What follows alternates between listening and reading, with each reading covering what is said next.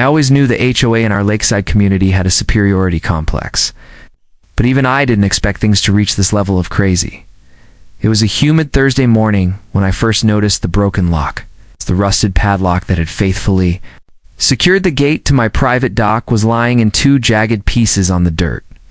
The chain had been tossed aside, and fresh tire tracks led toward the boat ramp directly to where I'd parked my tan, modified Jeep Wrangler the night before. Now, this wasn't just any Jeep. It was fitted with high-tech surveillance gear. Police-embedded GPS and silent motion cameras, part of a larger sting operation I had quietly volunteered for. My years as a former federal agent hadn't just been for show.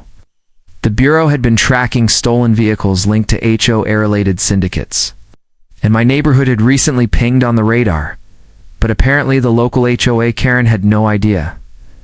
I crouched near the lock, inspecting the cuts. Clean slice. Bolt cutters. No hesitation. She meant business. I'd seen her lurking around before, nose in everyone's business, clipboard in hand, dressed in pastel sweaters even in July like it gave her more authority. Her name was Lorna Carmichael, self-appointed president of our unofficial HOA, which technically had no legal standing, but that never stopped her from acting like she ran the lake last week. She'd tried to fine me for parking my trailer too close to the curb on my own land. Before that, she demanded I repaint my dock rails to match the community aesthetic. Now apparently she had escalated to grand theft auto. I walked up the hill to my cabin porch, activated the Sting feed, and started scanning footage. Sure enough, 2:17 a.m., headlights cut through the trees, small golf cart pulled up beside the locked gate. A hooded figure climbed out, used bolt cutters to snap the lock, dragged the gate open, and drove straight toward the Jeep. A few minutes later, the Wrangler's engine roared, headlights snapped on, and it disappeared down the trail toward the main road. What Karen didn't know was that the Jeep had been rigged. A kill switch would stop the vehicle 3 miles out. An embedded tracker pinged its location every 5 seconds. Even the ignition had facial recognition, and she hadn't passed that scan. I radioed my contact at the sheriff's office. Deputy Marquez. He answered on the first ring. She took it, he said, half laughing. Bold move, I replied. She's driving it right into a trap. Sting protocol still on. Absolutely. Jeep's kill command is ready. We'll intercept. Once it hits the bridge, want to ride along? Wouldn't miss it. We met 10 minutes later in the sheriff's SUV. Deputy Marquez had the dashboard tablet open, tracking the Jeep as it zipped down Rural County Road. 13. Lorna was driving recklessly. The pinged location showed her speeding through at 35 miles per hour. Zone at nearly double that. She doesn't even know she's being tracked, I said, shaking my head. Classic Karen energy. She's heading for the old boatyard, Marquez said. You think she's stashing it? Either that or trying to load it on a flatbed. But let's make sure she doesn't get that far. We coordinated with 2 cruisers parked near the old highway bridge. As the Jeep crossed the midway point, I flipped the switch on the app engine cut. Immediately, the Jeep stalled and rolled to a crawl before stopping in the middle of the road.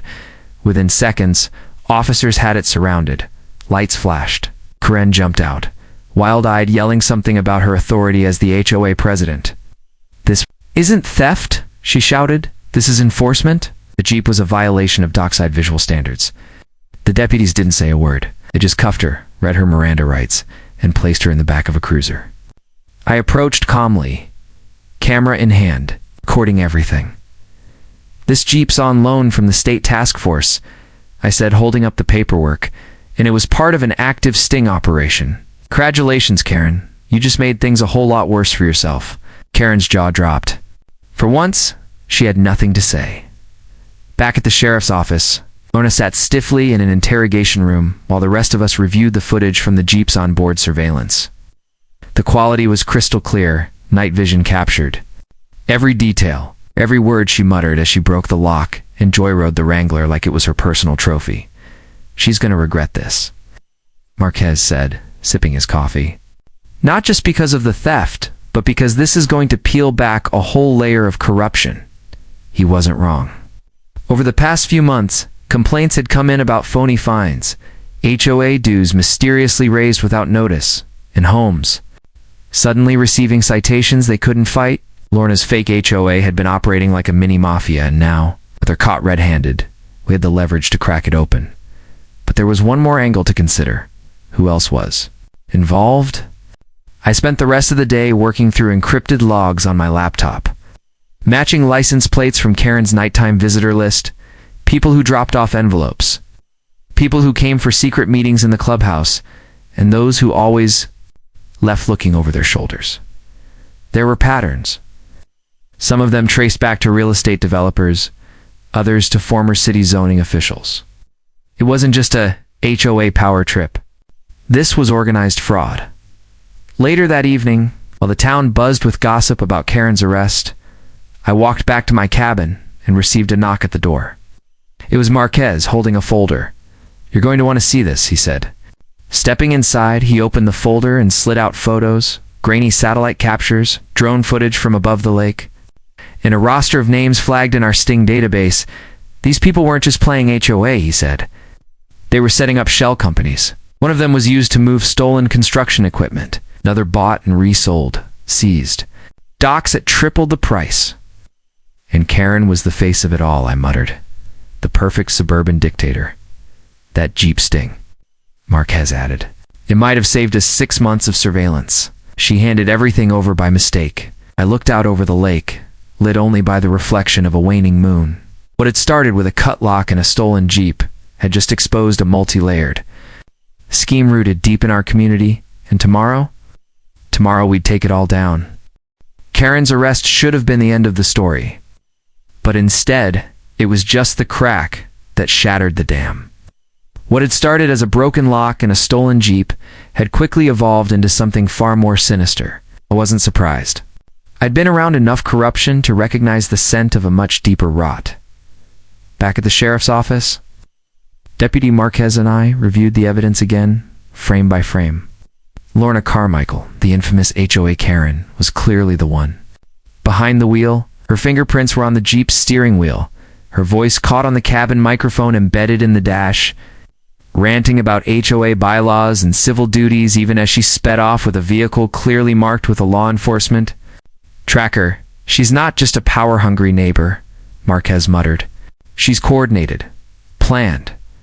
And this isn't the first vehicle to disappear in this area." He was right. Reports of missing trucks, trailers, even watercraft had been stacking up over the past 18 months. All within the HOA-controlled lakeside neighborhoods. Most were dismissed as insurance frauds or simple thefts until now. Karen's capture connected dots that had been ignored for too long. The sheriff's department initiated a task force within the week, and I was assigned a unique role, a liaison between the bureau and the local enforcement. I knew the area better than most and had already baited the hook that caught the first fish.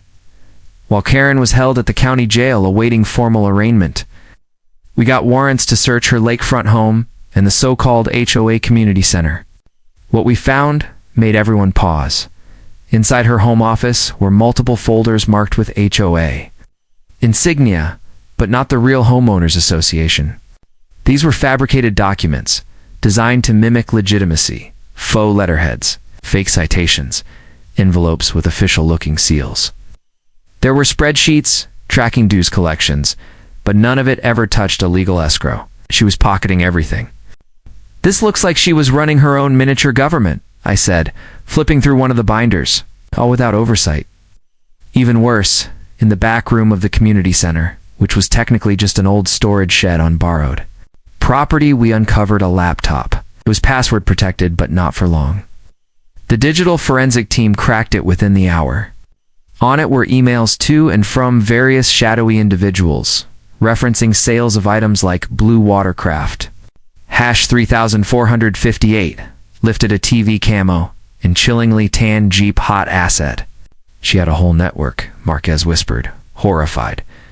She wasn't just a thief. She was a middleman. Or maybe even higher. Over the following days, the sting widened. One by one, we identified and brought in suspects. People who had received stolen goods, forged HOA documents, or paid Karen cash for vehicles she'd stolen and laundered through her web of HOA lies. Each new name dragged more mud into the light. Karen's trial was delayed repeatedly. It's mostly because her lawyer kept trying to argue that her actions were justified under local governance initiatives. But the judge wasn't buying it, especially not after seeing the surveillance footage. And then came the breaking point. One of her co-conspirators, a groundskeeper named Teddy with a grudge and a plea deal on the table, spilled everything. She ran it all, he confessed. She'd scout properties with valuable gear, mark them down in her little black HOA book, and schedule compliance inspections to see what she could take. If you didn't bow to her HOA rules, your stuff disappeared. In the Jeep, he asked. She thought it belonged to an out-of-state absentee. She wanted to flip it quick. Didn't know it had eyes. With that, the case went nuclear. We now had justification to seize Karen's accounts, her faux HOAS slush fund, and begin reverse tracing all her financial activities. We even uncovered links to black market vendors using her HOA's fake website as a front. As the courtroom filled with victims, homeowners who had been fined, evicted, or threatened, the atmosphere changed. They weren't just angry, they were betrayed. I lost my trailer last year, said a teary older man named Clyde. She told me it violated Lakeside Code. It was gone the next day. Now, it was all unraveling. I hadn't even told them the worst part. This HOA scam was part of a bigger operation. I'd been monitoring from Washington for over a year. Karen was just one domino. With Karen's arrest and confession from her groundskeeper, the entire Lakeside community erupted into chaos. People who had once feared her clipboard of fake bylaws were now showing up to the sheriff's office in droves, holding fraudulent fines, HOA eviction letters, even phony citations for things like inappropriate garden decor. I found myself at the center of it all, fielding calls from angry homeowners, law enforcement agencies, and even the state attorney general. My Jeep sting had been the tripwire. The fallout was now national. What you did, the AG told me on a call, just exposed the largest fake HOA racket we've ever seen. And it wasn't isolated. As more records were decoded from Karen's laptop and phone, links appeared to other states' HOA chapters with suspiciously similar activity. The same language. The same fabricated forms. Different Karens. Same scams. Meanwhile, Karen herself was losing it in county jail.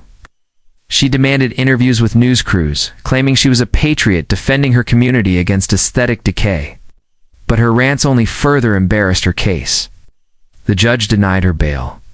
We launched Phase 2 of the operation, contacting victims across the country, issuing subpoenas to others in Karen's email chains. It turned out Karen had been mentored. Someone had trained her in this racket. We traced it to a shadowy real estate group operating out of Nevada, selling HOA starter kits to power-hungry locals who wanted control but didn't want to go through the legal HOA establishment process. They marketed to neighborhoods without official HOA coverage and offered services to enforce order. It was cult-like. A mix of pyramid scheme and authoritarian cosplay. Karen had been their star recruit by the end of the summer. We'd made 34 arrests across 12 states. Millions in fines were refunded. Vehicles were returned. In some towns, entire neighborhoods declared themselves permanently A-free in protest. As for Karen, she eventually took a plea deal in exchange for naming others involved. She's serving 12 years. Her lakeside home, auctioned. The community center, converted into a legitimate neighborhood watch station. The irony, the same neighbors who once feared her now hang out there weekly with BBQs, kids playing soccer on the lawn, and not a single pastel sweater in sight. And my Jeep, still intact, still rigged. I've got a new one parked on a fresh lot nearby. Same model, new bait, because the next Karen might already be watching, and this time I'll be ready.